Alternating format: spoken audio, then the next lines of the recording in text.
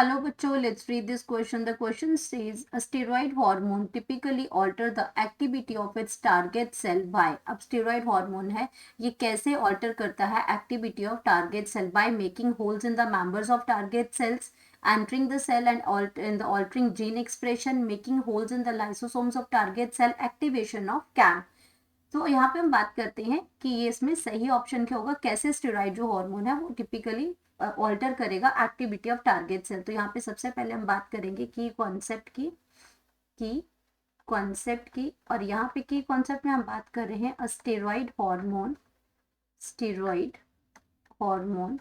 And steroid hormone की अगर हम बात करते हैं तो ये हार्मोन क्या होते हैं, लिपिड सॉल्युबल होते हैं, लिपिड सॉल्युबल हार्मोन होते हैं, सॉल्युबल हार्मोन होते हैं। एंड इसके अगर एग्जाम्पल्स की बात करते हैं कि कौन कौन से हमारे स्टेरॉइड हार्मोन होते हैं, तो एग्जाम्पल्स की अगर बात करते हैं तो ये आपका कॉर्टिसोल आ जाएगा, कॉर्टिसोल।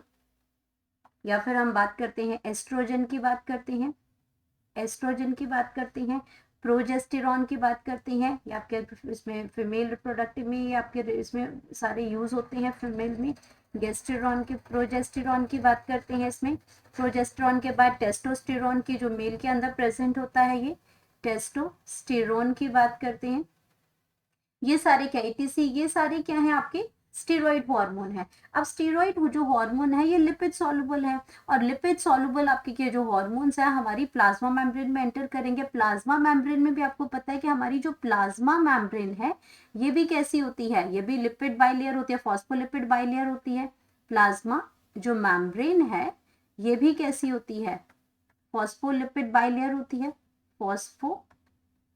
फॉस्फोलिपिड बाइलेयर है, बाइलेयर है। इस तरीके से आपकी होती है दो लेयर। ये फॉस्फेट ग्रुप है, ये आपका क्या है, लिपिड है, ये फॉस्फेट है, ये लिपिड है, ये आपका फॉस्फेट है, ये लिपिड है, ये फॉस्फेट और ये लिपिड है।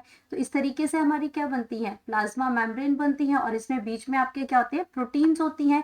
कुछ प्रोटीन्स आपकी यहाँ पे इनर होती हैं, कुछ प्रोटीन आपकी बाहर की साइड पे होती हैं। तो इस तरीके का स्ट्रक्चर बना होता है प्लाज्मा मेम्ब्रेन का। तो ये स्टेरॉइड जो हार्मोन है ये एंटर करते हैं, क्योंकि यहाँ पे क्या है, ये भी लिपिड सॉल्युबल है, तो ये बड़े आराम से अंदर एंटर करेंगे अपने टारगेट सेल पे। तो यहाँ पे क्या करते हैं इसमें, जब ये एंटर करेंगे आपका, और ये लिपिड सॉल्युबल जो हार्मोन्स हैं ये आपके क्या करते हैं, लिपिड सॉल्युबल हार्मोन ये बाइंड करेंगे, क्योंकि प्लाज्मा मेम्ब्रेन में कोई प्रॉब्लम नहीं है इनको एंटर करने के लिए, लिपिड सॉल्युबल है। अंदर का जो इंटरनल स्ट्रक्चर है हमारी प्लाज्मा मेम्ब्रेन का ये भी आपका कैसा है, लिपिड का है। लिपिड और इसमें आपका फॉस्फोलिपिड्स बाइलेयर है, तो ये आराम से अंदर जाएंगे। तो ये क्या करते हैं, वहां जाके बाइंड्स with intracellular receptor,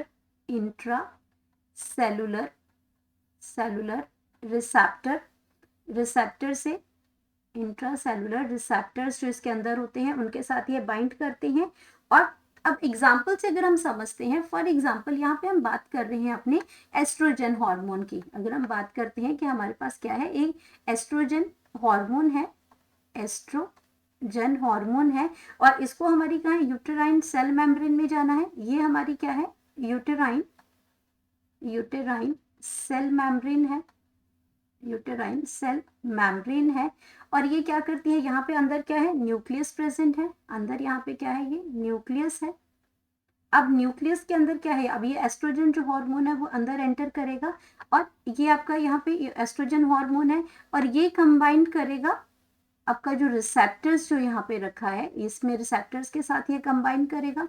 तो ये रिसेप्टर है, इसके अंदर ये हार्मोन रिसेप्टर है, ये क्या है, उस हार्मोन का रिसेप्टर है। तो यहाँ पे ये कनेक्ट करेगा ये दोनों, और जब ये कनेक्ट करेगा तो यहाँ पे क्या करेगा, जो आपका जो जिनोम होगा, जो आपका यहाँ पे जिनोम होगा, ये जिनोम आ गया यहाँ पे, और ये जिनोम आपका पहले इसको अल्टर करेगा, देन ये किसको अल्टर करता है, mRNA को, मैसेंजर RNA को, एंड देन ये आपका क्या करता है, mRNA क्या करता है, प्रोटीन बनाता है, मैसेंजर RNA प्रोटीन बनाएगा, और प्रोटीन से आपका क्या बनेगा, टिश्यू ग्रोथ होगी, टिश्यू ग्रोथ होगी, ये आपकी एक्टिव इसमें चेंज होगी, या इसमें इसके अंदर जो कोई डिफरेंशिएशन होगी, कोई चेंजेस, टिश्यू ग्रोथ से क्या होगा, डिफरेंशिएशन होगी, इसमें डिफरेंशिएशन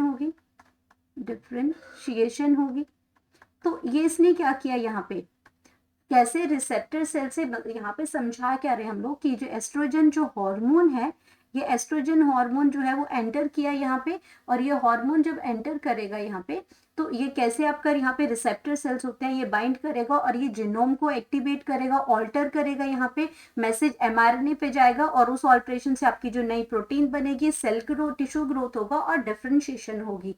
तो यहाँ पे हम बात कर रहे हैं इसमें, अपने ऑप्शंस को चेक कर लेते हैं कि स्टेरॉइड हार्मोन कैसे ऑल्टर करता है एक्टिविटीज को, making hole in the members of target cell. तो ये आपका गलत ऑप्शन है यहाँ पे।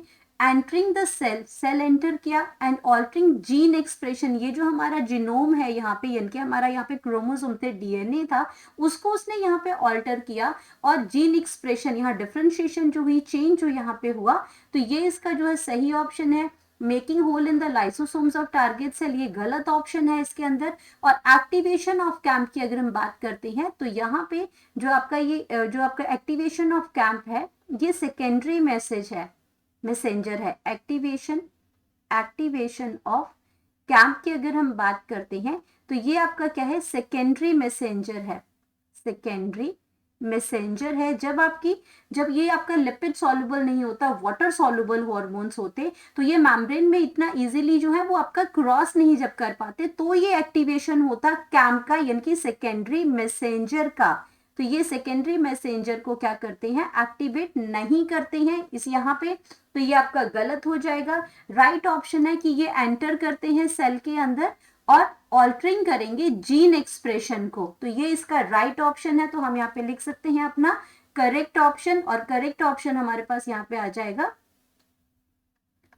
करेक्ट ऑप्शन, और करेक्ट ऑप्शन है बी, कि ये जीन एक्सप्रेशन को चेंज करता है, सेल के अंदर एंटर करेगा और जीन एक्सप्रेशन को ही चेंज कर देगा। कैसे करेगा वो यहाँ पे हमने समझा।